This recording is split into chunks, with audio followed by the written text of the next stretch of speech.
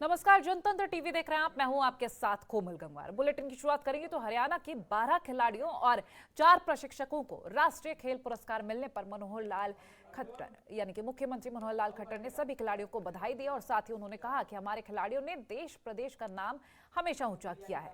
और वहीं सीएम ने खिलाड़ियों का मनोबल बढ़ाते हुए कहा कि अगली बार मेडल्स की संख्या को दोगुना करने का लक्ष्य लेकर खिलाड़ी आगे चले।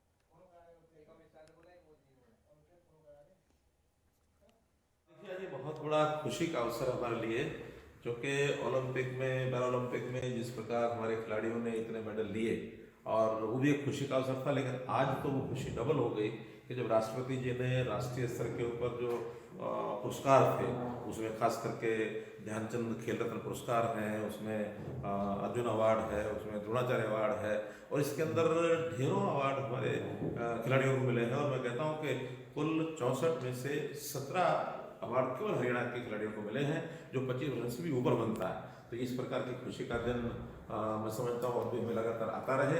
और मैं इस अवसर पर अपने जितने भी खेल प्रेमी, जितने भी हमारे खिलाड़ी हैं, जिन्होंने भी मेडल लिए हैं, जिनको भी पुरस्कार मिले हैं, उन सबको, उनके परिवार के बंधुओं को और हरियाणा की जनता को मैं बहुत बहुत बधाई और बहुत बहुत शुभकामना देता हूँ।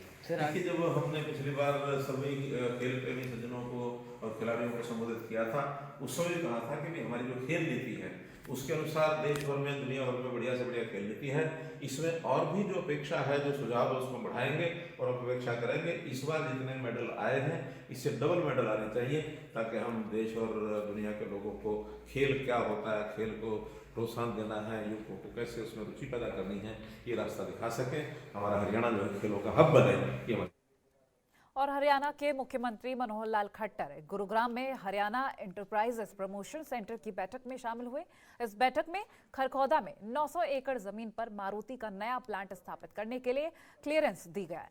और इस दौरान मुख्यमंत्री ने कहा कि इस निर्णय से मारुति के प्रोडक्शन और भी ज्यादा बढ़ेगा, जिससे प्रदेश में ऑटोमोबाइल सेक्टर को बढ़ावा मिलेगा।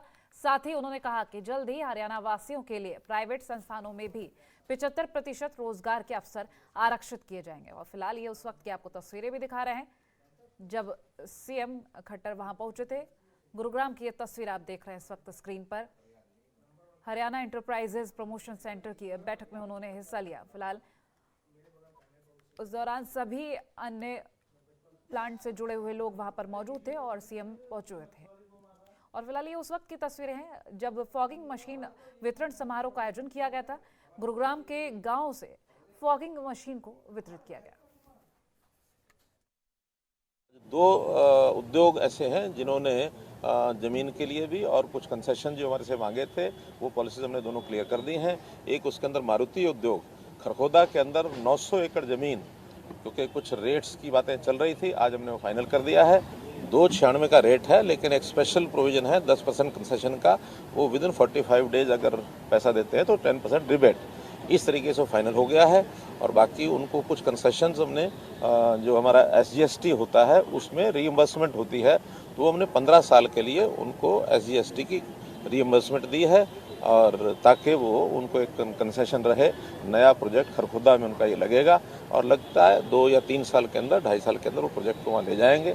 जो उनकी प्रोडक्शन यहाँ पहले गुड़गांव और मानेसर में चल रही है उसको और बढ़ा करके और उस प्रोडक्शन को करेंगे, और एक प्रकार का मुझे ऑटो उद्योग है, ऑटोमोबाइल उद्योग है, वो और आगे। और शाहबाद में Haryana government PWD mechanical workers union के कार्यकर्ता अपनी मांगों को लेकर विधायक रामकरण काला से मिलने पहुंचे, जहां उन्होंने विधायक को अपनी समस्याएं बताई और अपनी मांगों को लेकर विधायक को ज्ञापन भी सौंपा, जिसमें उन्होंने सभी कर्मचारियों को वेतन और कर्मचारियों के मेडिकल बिलों का भुगतान किए जाने की मांग की है। और वहीं विधायक रामकरण वर्कर्स की सभी मांगों को जायज ठहराते हुए उनकी हर संभव मदद का आश्वासन भी दे चुके हैं।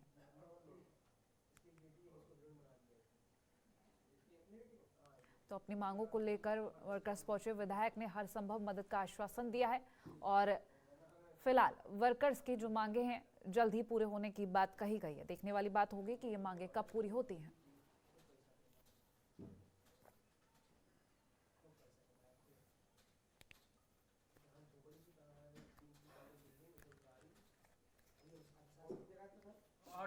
हमने डिप्टी सीएम को अपना जो है कर्मचारियों की मांगों का मांग पत्र दिया हुआ है। उसी उपलक्ष्य में आज हम आज एमएलए साहब से भी मिलने आए और हमने एमएलए साहब से रिक्वेस्ट की है कि हमारी जो पेंडिंग समस्याएं हैं उनके समाधान के लिए हम आज एमएलए साहब को भी हमें ज्ञापन दिया है कि ताकि हमें डिप्टी सीएम से समय दिलवाया जाए। देखो, हमारे जो आज PWD जो आए, श्याम सिंह जी आए और भी साथी जितने भी यहाँ पहुँचे, तो इनकी देखो डिमांड है कि मतलब भी हमारे कर्मचारी को जो वेतन मिलना चाहिए वो नहीं मिला। और भी मतलब इनकी डिमांड है, जैसे जूते हैं ड्राइवर के, कपड़े हैं, वर्दी है, तो जो सरकार की इन मिलनी सुविधा उनकी मिल नहीं रही। तो मैं इनके पास यही कहूँगा इनसे भी मैं डिप्टी सीएम साहब से मिलकर जो आपकी जो ये संस्थाएँ आपको मुलायम भी दूंगा और जो आपकी जो मिलेगा पहले उनको लागू कराने की कोशिश करूँगा भी। और वहीं हरियाणा के पूर्व उद्योग मंत्री विपुल गोयल फरीदाबाद में नवदृष्टि संस्था और एंटरप्रेन्योर क्लब के आयोजित कार्यक्रम में शामिल होने पहुंचे, जहां उन्होंने दीप प्रज्वलित करके कार्यक्रम का शुभारंभ किया। इस दौरान कार्यक्रम में उद्योगपतियों को उन्होंने सम्मानित किया और साथ ही उन्होंने कोरोना काल में लोगों की मदद करने के लिए उद्योगपतियों का धन्यवाद भी किया है। और कुछ तस्वीरें आपको स्क्रीन पर दिखा रहे हैं जब उद्योगपतियों को धन्यवाद किया गया। फिलहाल फरीदाबाद पहुंचे थे पूर्व उद्योग मंत्री विपुल गोयल, वहां की ये तस्वीरें, और जिले के उद्योगपतियों को सम्मानित करते हुए उन्होंने उनका धन्यवाद करते हुए कहा कि कोरोना काल में जिस तरह से उन्होंने मदद पहुंचाई उसका बहुत शुक्रिया।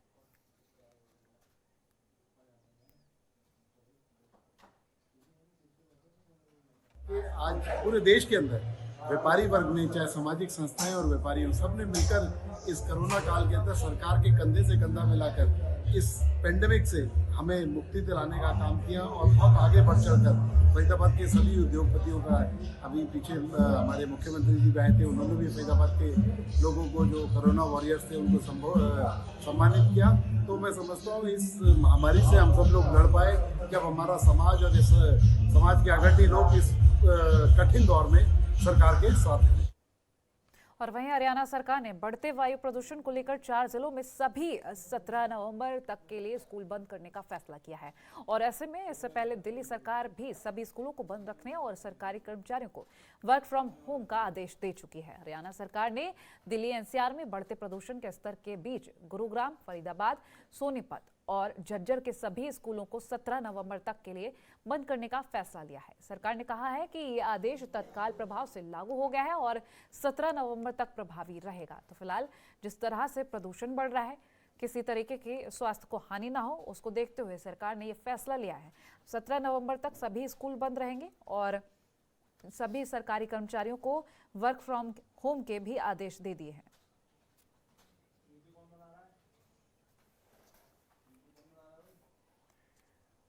हरियाणा में 15 नवंबर को पेट्रोल पंप बंद रहेंगे। Haryana petrol diesel dealer association ने इस संबंध में घोषणा की है। एसोसिएशन ने 24 घंटे पेट्रोल पंप बंद करने का आह्वान किया है, जिसके बाद 15 नवंबर सुबह 6 बजे से 16 नवंबर सुबह 6 बजे तक पेट्रोल और डीजल नहीं मिलेगा, लेकिन इमरजेंसी में ऑयल मिलेगा।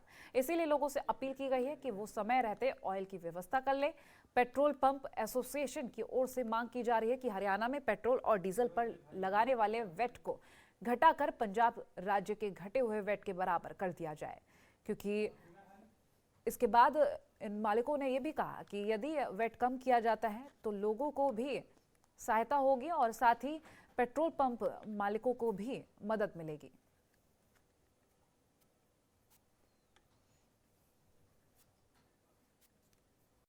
खबरों के निष्पक्ष विश्लेषण के लिए सब्सक्राइब करें Jantantra TV and press the bell icon. Never miss any update.